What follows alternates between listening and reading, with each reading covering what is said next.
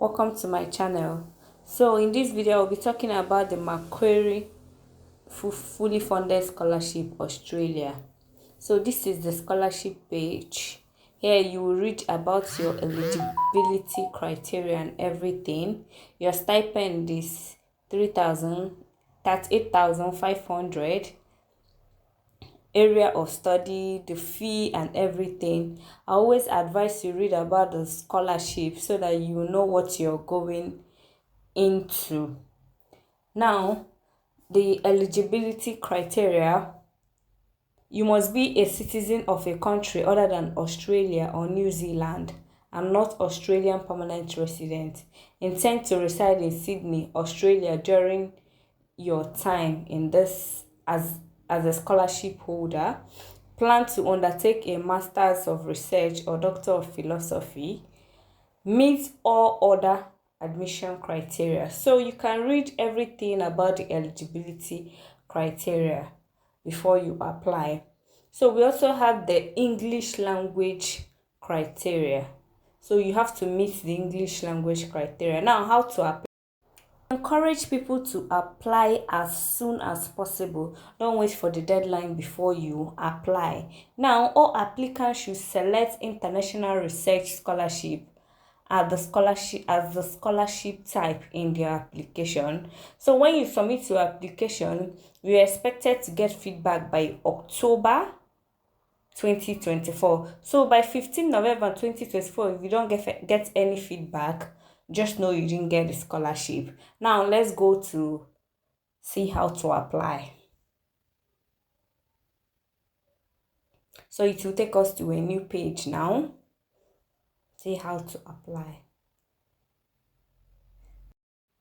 So on this page, we can see that they're having some technical issues. So they said you should screenshot your page if you're having the issue and send it to them as an email. That way you won't be disadvantaged if they eventually close the scholarship or the admission process. So do well to do this and send it to them so you don't lose out on anything. So now we are going to see the required documents for this process. So on the documents required, you need your academic transcripts. You also need the transcript to have a grading scale. Normally, most transcripts have that, but if they don't, you go to your school and get that. Now, they also need your degree certificate, then the English language requirements. Let's click on it and see what we have to know if you're eligible. So it will bring us to this page now. So this is the English language requirements. So these are the English language tests you need to have and their test scores. So we have the Cambridge English test, we have the International English Language test. So these are the scores, the minimum score you need to have before you apply. So you can see the scores there. But if you don't have this English test and you studied in one of these countries, Australia, Canada, New Zealand, South Africa, then you are eligible to apply. Or they can give you admission, but you will need to write an English language test in the country when you arrive. So they call it the Macquarie University College English Language Program. So they will give you the admission, you will get the scholarship, but with a condition of writing this test when you arrive the country. Another way of surpassing this English language test is getting a letter from your employer that you've worked with them for a minimum of 3 years, especially if you're from this country over here: Australia, Canada, New Zealand, South Africa, and co. So that's it for English language test. So right now, let's go back to the requirements page. So next one is your detailed CV, including all research output and publication. Then we have the if you completed a thesis, then submit a copy of it, or the current Australian visa. So other additional requirements, you have to read all of them and submit. So now this is how to find supervisor. Remember, you're applying for master's, research, and or PhD, so you need to find a supervisor. Now, to find a supervisor, you click on find a supervisor. It will take you to this page. So when you come to this page, so our supervisor database, to identify a potential supervisor, search Macquarie supervisor database for research experts in your area of interest. So you know your area of interest, so you click on that supervisor database.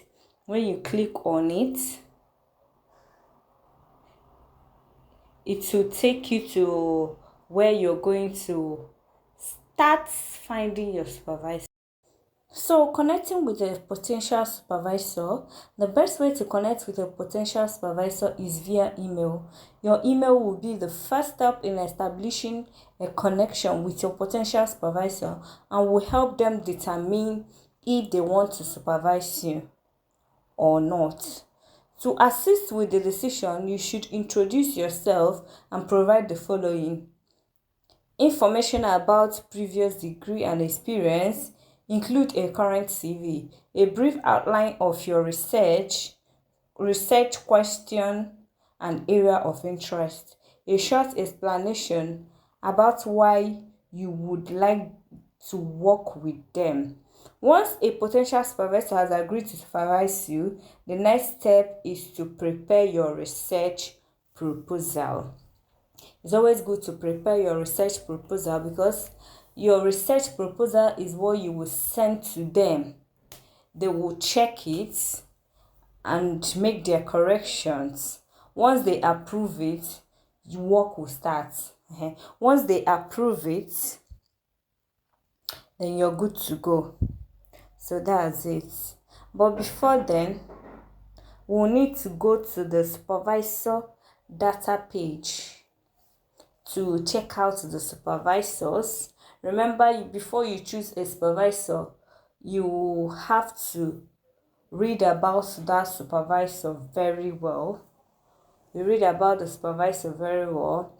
Know whether their work aligns with your proposal before you choose a supervisor.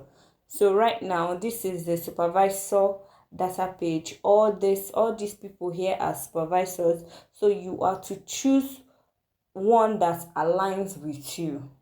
So now that you are here on the supervisors data page, if you want to work with Marius Savatka, you click on his profile and you start seeing everything about him: the overview, network, projects. You start seeing all his previous works, his biography, his personal profile.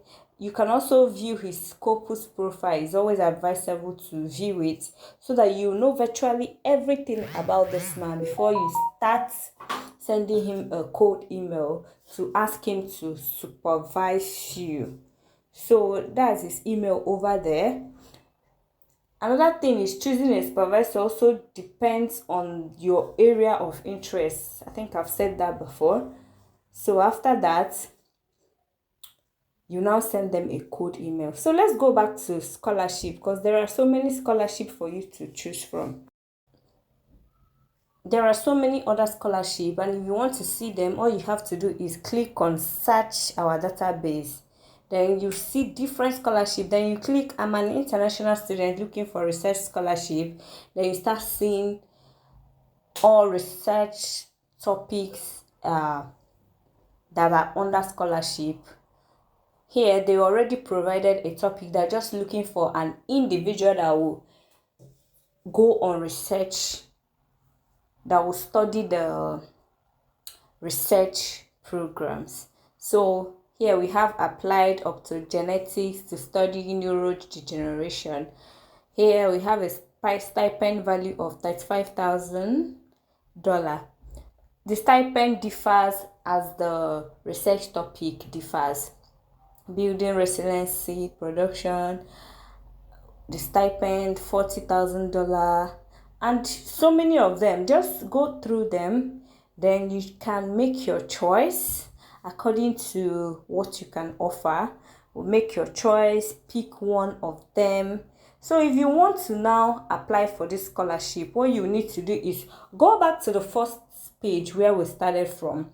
When you go back to that first page, you click on their application. When you click on it, it will now bring you to the application portal of Macquarie University, Australia.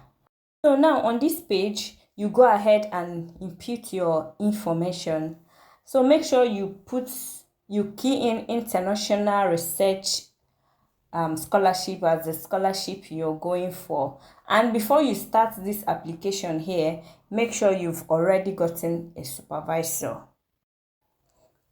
And remember, before you start this application, you go to the research page, check on the course you're going for. Example, if you're going for economics, you go to the page, click on explore research degrees, check if you're eligible to go for that course. If you check if you're eligible, if you're actually eligible for it, then you go ahead and make your application. I hope this video has been helpful. Please go ahead and apply for this Macquarie scholarship program. I wish you all the best. Thank you for watching this video to the very end. And please subscribe to my channel, like, comment, and share to your friends. See you in my next video. Bye.